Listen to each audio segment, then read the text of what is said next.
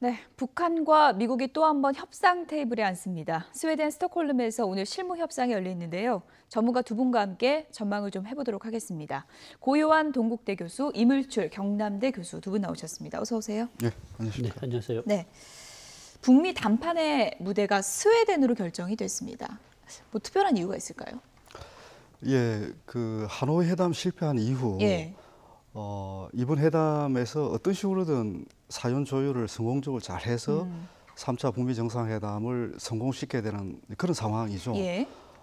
그런 상황이다 보니까 아무래도 실무 접촉 또는 협상 장소도 좀 신경을 쓴 것 같은데요. 우선은 지금 특징 중에 하나가 철동 보안 속에서 이루어지고 있습니다. 예. 뭐 이전에도 비슷한 그런 특징을 보여줬지만 이번 같은 경우는 특히 더 예. 보안을 유지한 상태에서 지금 실무 접촉을 지금 이어가고 있다 예. 이렇게 봐야 되거든요. 그 얘기는 뭔가 하면 이번 회담에 갖는 어떤 중요성 그리고 반드시 사전 조율을 잘해서 3차 북미 정상회담으로 이어지고 거기에서 이제 또 성공을 보장해야 되는 예. 그런 그런 부분인데 사실 이제 이번 실무 접촉이 얼마나 잘 조율되느냐에 따라서 3차 북미 정상회담의 성패 여부도 좌우된다 이렇게 볼 수도 있는 부분입니다. 예. 예. 반드시 이 협상이 잘 돼야 되는 그 신중함이 또 장소 선정에도 담겨 있다라고 이제 분석을 해주셨는데 실무 협상 전에 이번에 예비 협상을 했다 그래요? 네. 예비 협상이라는 말은 잘 못 들어본 말인데 왜 하는 건가요? 네, 아마 그 상호 관심사에 대해서 서로 내놓을 수 있는 안들을 예비 접촉을 통해서 내놓고 아마 본국의 훈령이 또 필요하겠죠. 특히 북한 같은 경우는 협상 대표의 재량권이 아주 그렇게 많다고는 볼 수 없으니까요. 그래서 예비 접촉을 통해서 사전 협의를 거친 다음에 이제 본 실무 회담을 할 그런 이제 수순을 갖고 있는 것 같습니다. 그것은 아마 시간을 충분히 갖고 상호 관심사에 대해서 충분히 논의하겠다. 또 그리고 본국의 훈련 같은 절차가 필요하기 때문에 시간적으로도 좀 여유를 갖고 협상을 진행하겠다는 뜻이겠죠. 그만큼 성공해야 한다는 어떤 그런 관점에서 처음부터 그런 세팅을 한 것 같습니다. 네. 예전에 북미 실무 협상이다 하면은 카메라에 많이 담겼던 인물이 뭐 최선희, 김영철 이런 인물이었는데 이번에는 김명길 대사가 협상을 맡게 된다 그래요. 어떤 인물입니까? 사실 이제 그 이분은 1990년대 초반부터 그 뉴욕에 있는 이제 그 유엔 북한 대표부에서 근무를 해온 것 같아요. 그 유엔 대표부가 문을 연 게 1992년이거든요.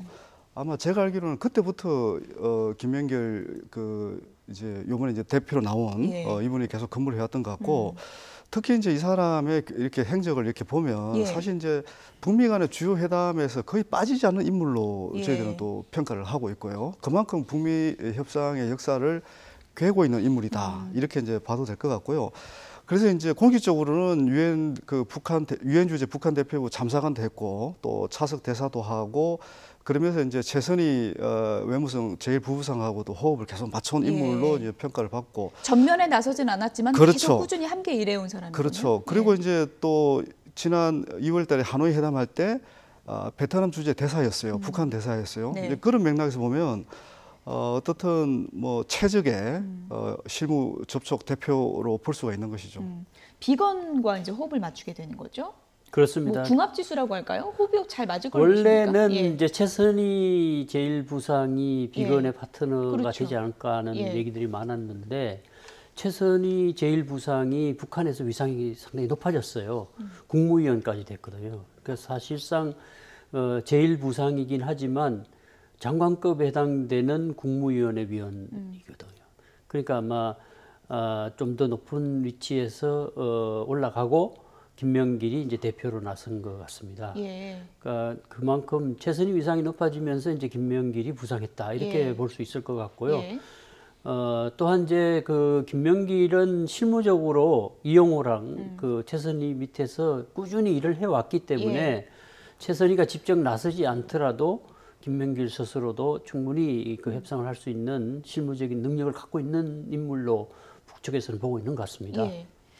한 가지 이제 궁금한 건 많은 분들이 북미 실무 협상 열린다 했는데 참 난관이 많았잖아요. 계속 끌어오다가 이번에 협상 테이블에 양측이 나온 결정적인 이유는 어떤 걸까요? 일단 김정은 위원장이 예. 협상 시한을 정했죠. 올 연말까지 예. 반드시 3차 북미 정상회담이 열려야 열려서 된다. 중요한 예. 합의가 나와야 된다는 이제 그런 메시지를 계속 던졌고요. 사실 이제 일부 전문가들은 예상을 했습니다. 그 시기적으로 너무 또 앞서서 그 북미 3차 정상회담이 열릴 경우 그 정상회담의 효과가 뭐 정치적 효과도 있는 거잖아요. 이제 그런 부분들이 조금 실효성을 유지하기 어려울 거다 이런 판단도 했거든요. 그래서 제가 볼 때는 오히려 지금 이 실무 접촉 또는 실무 협상을 통해서 3차 북미 정상회담으로 연결할 수 있는 가장 중요한 아주 적절한 시기다 이렇게 예. 본 것 같고요. 이제 그동안 사실 이제 그 북한이 계속 요구해 왔던 것이 새로운 셈법을 내놔라 이제 그런 부분이었잖아요. 예. 이제 그런 부분과 관련해서 뭔가 이제 지금 준비됐다. 이제 그래서 예. 지금 실무 협상이 열리는 게 아닌가 이렇게 봅니다. 예. 지금 스웨덴 스톡홀름에 긴장감이 흐르고 있는 것 같습니다. 과연 실무 협상에서 어떤 결과가 나올지 기대가 쏠리고 있는데요. 일단 양측에서는 낙관적인 얘기들이 나오고 있습니다. 들어보시죠. 미국 측에서 새로운 신호가 있었으므로 큰 기대와 낙관을 가지고 갑니다. We'll see. They want to talk, and we'll be talking to them soon. We'll see. 네, 일단 뭐 긍정적인 단어들이 나오고 있는데 북측에서는 새로운 신호가 오고 있다 이렇게 표현했습니다. 새로운 신호라는 건 어떤 걸까요? 630 판문점 상봉 이후에 수주일 내로 이제 실무 협상을 하기로 했다가 한미 군사연습 때문에 지연됐었는데 그 기간 동안에 북측이 지속적으로 일종의 이제 이번 회담에 임하는 가이드라인을 제시한 바가 있습니다. 그러니까 이제 제도 안전을 위협하는 행위를 해소하는 체제 안전 보장 문제와 예. 이 경제 발전의 장애 조성과 관련되는 부분. 그러니까 이 두 가지 부분을 계속 그 미국 측에 대해서 새로운 셈법에 들어가야 할 꼭 그 내용이라는 얘기를 한 것 같고 예. 거기에 대해서 미국 측에서도 얘기할 수 있다. 아마 그 의제화할 수 있다는 그런 아마 얘기가 있었던 것 같습니다. 이제 지난번 하노이 결렬에서도 제재 완화 부분에서 막혔지 않습니까? 그래서 이번에 북측이 그 두 가지 문제, 체제 안전 보장과 경제 제재 해제라는 부분을 주요 의제로 다룰 수밖에 없다는 가이드라인을 제시했고 미국 측에서도 그 부분도 논의할 수 있다는 신호를 보내면서 예. 희망과 낙관을 가지고 간다 이렇게 했는 것 같고요. 예. 그래서 역으로 보면 이제 올 연내에 그 뭔가 타협을 지어야 양측이 모두 원하는 어떤 그 정치적 의도라든가 이 돌파구를 열 수 있는 그런 그 역으로 본다면 지금쯤 시작돼야 되고 예. 그런 의미에서 이제 나름의 성과를 나눠 가져야 할 시점에서 실무회담이 시작됐고 또 실무회담에서도 실패하면 이게 이제 새로운 셈법으로 돌아갈 수도 있고 더 이상 이게 진전되지 못할 수도 있는 그런 국면에서 시작됐다는 것은 물밑에서 사전 조율이 좀 있었던 것 같아요. 예. 왜냐하면 신호 왔다는 얘기는 사전 조율의 결과라는 의미이기 때문에 예. 그래서 이제 협상 대표가 낙관한다, 뭐 그 희망을 갖고 간다는 얘기 자체를 꺼내는 것만 보더라도 상당 수준에서 실무적인 어떤 협의가 있었던 것이 아닌가 하는 예. 그런 추측을 해볼 수 있을 것 같습니다. 김정은 위원장이 뭐 3차 회담 열릴 거면 뭐 올해 안에 해야 된다 데드라인 제시했다고 얘기를 해주셨는데 사실 정치적 상황을 고려하면 지금 더 급한 건 트럼프 미국 대통령 아니냐 이런 분석이 많습니다. 예, 사실 이제 북한이 미국하고 협상을 할 때 네. 미국의 국내 정치 요소를 굉장히 주목을 하거든요. 예. 사실 이제 트럼프 대통령 입장에서는 뭐 취임 이후 가장 어려운 상황에 처해 있다고 할 수 있는 거고 예. 북한도 나름대로 이런 부분을 개선을 할 겁니다. 이제 그렇지만 사실 이게 꼭 협상에 유리할지 불리할지는 이제 지켜봐야 되는데 예. 어떻든 북한 입장에서는 트럼프 대통령과 협상을 이어가고 대화를 이어가는 게 도움이 된다는 판단을 한 것 같아요. 예. 그래서 미국 쪽에서 어느 정도 유연성을 보여준다면 아마 북한도 그 지금까지 고수했던 그런 경직된 입장에서 약간 완화된 그런 입장을 충분히 제시할 수도 있을 거로 보거든요. 예. 이제 그런 맥락에서 이번 이제 북미 실무 협상은 저도 이전보다는 좀 낙관적으로 일단 전망은 하고 있습니다. 예. 그래서 지금 근데 이제 미국 국내 정치라는 게 워낙 이게 변화무쌍하고 뭐 더 상황이 악화될지 안 그러면 또 호전될지 알 수가 없는 거잖아요. 트럼프 대통령이 다소 좀 위기인 것만은 맞죠. 그거는 맞는 거죠. 그래서 이제 북한 입장에서는 지금 상황에서 미국을 더 압박하는 게 유리할지 아니면 뭐 이 대화를 좀 더 이렇게 유연하게 이어가서 협상만 이어가는 게 유리할지 뭐 이런 판단을 아마 할 것 같아요. 어떻든 지금 북한이 미국 내 정치 변수를 중요하게 바라보고 있는 것은 분명한 것 같습니다. 뭐 미국 내 정치가 어느 정도 이제 변수가 될지 이게 뭐 다양한 분석이 나오고 있는데 어쨌든 뭐 조셈 이윤 전 대북 정책 특별 대표는 이런 분석을 내놓기도 했습니다. 그래픽으로 저희가 좀 준비했는데 보시죠. 트럼프 미국 대통령이 탄핵 국면을 돌파하기 위해서 북한과 모종의 합의를 할 가능성이 있다. 그러니까 어느 때보다 적극적으로 합의를 할 것이다라고 얘기를 했고요. 그리고 이제 미국 쪽에서도 단계적 조치를 많이 할수록 비핵화 성사할 수 있는 가능성이 커진다라고 이제 분석을 했습니다. 그러니까 트럼프 미국 대통령이 지금 뭐 탄핵 위기다 이런 얘기들이 나오고 있는데 이 상황이 북한에는 호재로 작용할 수 있다 이런 분석인데요. 어떻게 보십니까? 네, 트럼프 대통령이 탄핵 위기도 있고 또 재선 필요성도 있고 두 가지 문제를 고려할 때 지금쯤 오랫동안 끌어왔던 북핵 협상에서도 중간 성과는 내야 된다. 그러니까 이게 단번에 모든 것을 빅딜할 수는 없겠지만 그래도 이제 영변이라든가 동결 뭐 이런 그 문제 정도 초기 조치 정도를 하고 여기에 대한 상응 조치를 교환해서 성과를 내는 것이 트럼프 대통령이 이 탄핵 국면에서 벗어날 수 있는 그리고 또 재선에 유리하게 활용할 수 있는 그런 시점이기 때문에 뭔가 이번에는 중간 딜 정도라도 해서 성과를 내지 않겠는가 하는 그런 이제 분석을 한 것 같은데요. 근데 이제 미국의 국내 정치라는 것이 그 많은 양보를 했다는 또 비판이 있을 수 있기 때문에 그 서로 이익을 공유할 수 있는 타협안을 마련됐을 때 이제 합의를 끌어낼 수 있는 것이지 일방적인 양보를 통한 타협은 불가능한 것이죠. 지난번에 우리가 봤던 것처럼 하노이 노딜이라는 것도 노딜 이후에 오히려 트럼프 대통령은 인기가 좀 올라간 측면도 있지 않습니까?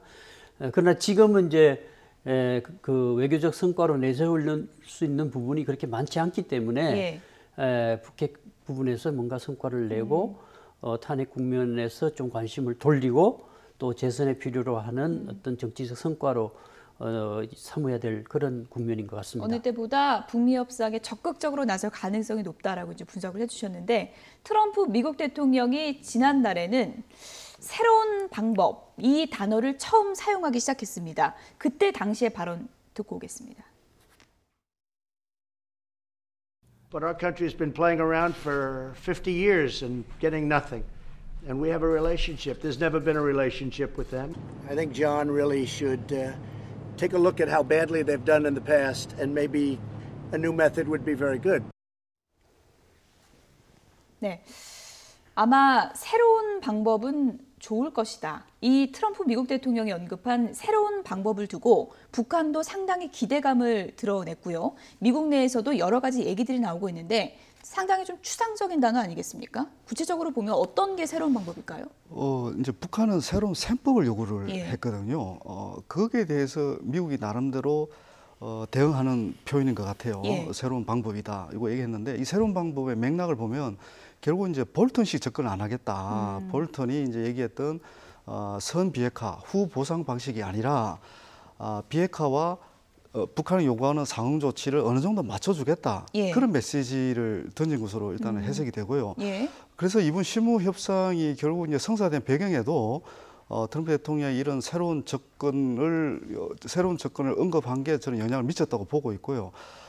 사실 이제 새로운 셈법과 새로운 접근이 얼마나 이제 접점이 있느냐, 이제 그게 이제 우리가 관찰할 중요한 포인트 같은데, 그 부분은 이제 실무 협상에서도 어느 정도 조율될 것 같습니다. 왜냐하면 하노이 회담의 실패를 반복하지 않는 것이 지금 김정은 위원장이든 트럼프 대통령한테 굉장히 중요한 과제이기 때문에 어떤 식으로도 이번 실무 협상에서 새로운 셈법과 새로운 접근과 관련해서 이제 접점을 마지막까지 모색하는 그런 어떤 협상이 진행되지 않을까 이렇게 예상할 수 있을 것 같습니다. 북한은 새로운 셈법이라고 그러고 미국은 새로운 방법이라 그러는데 어쨌든 뭐 새롭게 하자는 건 북미가 마찬가지인 것 같은데 이게 동상이몽이 되면은 또 협상이 결렬될 수 있는 거잖아요. 그것은 이제 비핵화 목표는 같은데 예. 도달하는 방법의 차이일 수 있는데요. 예. 지난번 하노이 때도 빅딜안이라는 것이 포괄적 합의, 포괄적 이행이라는 그런 관점에서 미국은 요구를 했고 예. 북한은 단계별 동시행동 원칙에 따라서 우선 영변부터 하자. 거기에 따른 상응 조치를 취해주는 방식으로 교환해 나가자. 그런 얘기했는데요. 그 이후에 이제 트럼프 대통령이 스텝 바이 스텝, 그러니까 단계별이라는 표현을 여러 차례 썼습니다. 예. 그리고 한미 정상회담 과정에서도 여러 차례 우리도 그 중재안으로서 예를 들면 이제 포괄적 합의를 하더라도 이행은 단계별로 해야 된다. 그래서 아마 이번에 핵심은 포괄적인 합의를 할 수 있을지 없을지 아니면 포괄적인 논의는 하되 이행은 이제 단계별로 하는 그런 이제 방식으로 논의가 이루어지면서 예. 초기 이행 조치에 대한 합의가 이루어지는 것. 그러면서 이제 단계별로 이행하면서 신뢰를 쌓은 다음에 다음 단계로 넘어가는 이게 이제 신뢰 부족에서 오는 것이거든요. 그러니까 이제 그 트럼프 대통령이 얘기했던 새로운 그 접근이나 방식이라는 것도 리비아 모델 안 된다는 뜻이죠. 그러니까 그렇죠. 그 CVID 방식으로 완전하게 검증 가능하게 그 비핵화를 먼저 해야 뭐 거기에 따르는 보상을 하겠다는 얘기는 이 북이 도저히 받을 수 없는 안이기 때문에 그것은 안 되고 그 안 된다는 것은 결국은 그 싱가포르 합의의 정신에 돌아가서 단계별 동시 행동 원칙에 입각해서 우선 이제 차근차근 예. 그 할 수 있는 비핵화 조치부터 하고 거기에 대한 상응 조치를 교환하는. 그래서 뭐 복수 뉴스나 이런 데서도 일부 안이 나온 것 중에 하나가 북한이 영변 플러스 알파, 영변을 동결하고 예. 폐기하는 조치를 취하면서 뭔가 추가적인 뭔가 성의를 보이면 예. 석탄이라든가 섬유 부분에서 36개월 동안 제재를 유예하는 조치를 취한다라든가 예. 뭐 이런 방식으로 이제 초기에 어떤 서로 주고받는 조치를 통해서 신뢰를 쌓자. 예. 아마 그런 쪽으로 합의가 이루어진다면 성공적인 합의라고 할 수 있겠습니다. 용어가 이제 좀 어렵긴 하던데 스냅백이라는 단어가 이제 등장했습니다. 제재 풀어주고 일단은 이제 북한도 이행을 하는데 이행 제대로 안 하면 다시 이제 제재하는 그런 안인 거죠. 예, 그렇죠. 사실 북한 쪽에서는 지난 하노이 회담 때 예. 트럼프 대통령이 스냅백 조항이 들어가는 것을 전제로 그러니까 가역적 제재죠. 다른 표현으로 불가역적 제재가 아니라 예. 가역적 조제. 좀 융통성 제재. 있는. 그렇죠. 제재를 완화하다가도 이제 북한의 비핵화 그 약속을 이행 안 하면 다시 제재를 부과할 수 있는 예. 그런 가역적 제재를 트럼프 대통령도 이렇게 용인하는 그런 표현을 했다는 거예요. 예. 그리고 북한 입장에서는 가역적 제재도 받아들이겠다는 그런 입장을 계속 좀 보이고 있는데, 이제 그 폼페이오 국무장관이라든지 당시 볼턴 그 국가안보 보좌관이 그걸 반대했다. 이제 그러면서 이제 이 제재 문제가 또 안 풀린 그런 경험이 있습니다. 그래서 예. 제가 볼 때는 이번에 새로운 트럼프 대통령이 얘기했던 새로운 접근 중에서 이 제재 문제가 워낙 중요하기 때문에 예. 어떤 식으로든 논의가 될 거고, 이른바 이제 이 스냅백 조항이 포함된 그런 상응 조치가 아마 회담의 성패를 좌우하는 또 중요한 요소라고 또 볼 수도 있을 것 같습니다. 예. 어쨌든 하노이 회담 결렬의 핵심 주제어를 얘기하자면 영변 플러스 알파에서 양측이 좀 어긋났던 거잖아요. 네. 김정은 위원장도 이번에 회담을 한다면 반드시 성과를 도출하겠다 이런 결심을 할 텐데 김정은 위원장이 준비한 카드는 어떤 게 있을까요? 아마 그 부분은 지난번에 준비한 그 조기 수학에 우리 해당되는 영변 플러스 알파 정도에서 이제 상응 조치 교환. 예. 그러니까 상응 조치 중에서는 연락사무소 개설이라든가 종전선언 제재 완화가 있는데 지금은 이제 체제 안전 보장 부분은 뭐 문서로 하든 뭐 다른 법적 조치를 취한다 하더라도 예. 완벽하게 이루어질 수 있는 것은 아니거든요. 그러니까 그 부분은 우선 그 미국이 당장 수용할 수 없는 부분이기 때문에 제재부터 우선 좀 풀어달라고 그때는 얘기했었고요. 근데 이제 이번에는 다시 이제 체제 안전 보장 부분을 들고 나왔습니다. 예. 그래서 그 부분은 아마 연락사무소 개설이라든가 관계 개선, 그러니까 북한이 가장 원하는 것은 이 핵을 갖는 이유가 적대시 정책의 결과로 갖는다고 했기 때문에 적대시 정책을 하지 않는다는 것을 미국이 확약하는 내용이 어느 정도 명문화되느냐 하는데 더 관심이 클 겁니다. 예. 이걸 이제 종전선언을 하고 평화협정으로 넘어가는 과정, 그것은 이제 시간이 꽤 오래 걸릴 수밖에 없고 그때까지 기다릴 수는 없을 거니까요. 예. 그러니까 우선 그 북한이 긴급하게 미국이 우려하는 그 세 가지 이 목표가 있다고 그랬지 않습니까? 그 비핵화의 그 범위, 방법, 최종 상태, 예. 그리고 이제 동결과 로드맵, 뭐 그런 부분에서 포괄적인 논의를 하되 이제 초기에 우선 급한 불을 끄는 조치들이 필요하고 예. 그것은 이제 미국 입장에서는 지금도 북한의 핵과 미사일이 고도화되는 부분이 있는데 그걸 동결하는 게 무엇보다 예. 시급하고 북한은 지금 이제 전면적인 제재 압박으로 경제적으로 매우 어려움을 겪고 예. 있기 때문에 부분적으로 제재 완화가 필요한 것이고 그래서 아마 서로 필요한 부분에 이익의 공통점을 찾아서 예. 초기 이행 조치를 조안하면서 이제 신뢰를 쌓는 뭐 그런 조치가 이번에 실무회담의 핵심이 아닐까 봐집니다. 어쨌든 본 게임 가기 전에 뭔가 양측이 만족할 수 있는 하나의 문구가 이제 나와야 할 텐데 실무 협상에서 나와야 되는 가장 중요한 문구가 어떤 걸까요?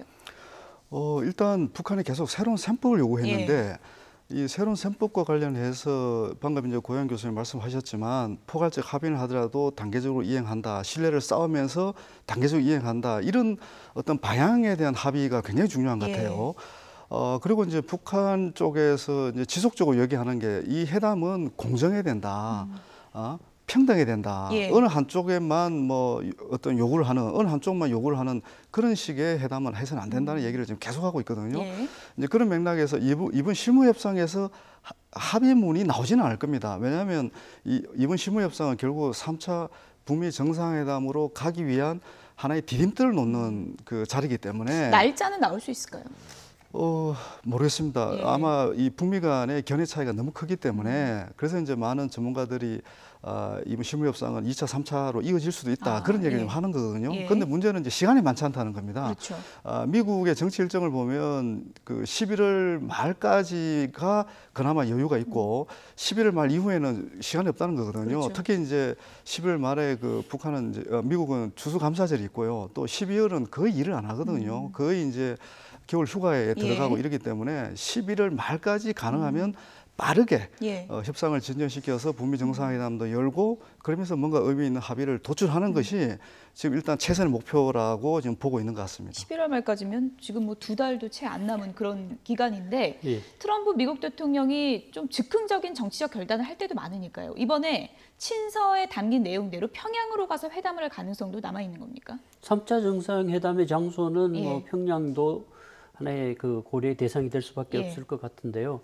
근데 북미 간에 한번 이렇게 만나기가 쉽지 않아서 아무래도 이번 회담에서 가능하면 뭔가 3차 정상회담에 대한 윤곽을 합의할 가능성도 있다고 봅니다. 예. 왜냐하면 다시 또 날짜를 잡고 만나서 협의한다는 게 상당히 어려울 수 있기 때문에 사전 조율이 어느 정도 이루어졌다고 한다면 이번에 몇 가지 쟁점에 대해서 합의를 하고 대강의 어떤 그 윤곽이라도 잡아놔야 이게 이 모멘텀을 유지할 수가 있지 이번 실무회담에서 더 이상 의견 접근이 이루어지지 못한다고 한다면 이 프로세스 자체가 깨질 가능성도 있습니다. 그렇기 때문에 아마 양측이 이 모멘텀을 살리기 위해서 최소한 그 이 깨지지 않았다는 정도의 아주 포괄적인 합의라도 아마 끌어내는데 목표를 두고 움직이지 않을까 이렇게 한번 조심스럽게 봐야 될 것 같습니다. 어쨌든 뭐 협상 테이블 마련되기까지도 상당히 진통이 있었는데요. 스웨덴에서 어떤 얘기가 들려올지 좀 기대를 갖고 지켜보도록 하겠습니다. 고요한 동국대 교수, 이물주 경남대 교수 두 분이었습니다. 고맙습니다.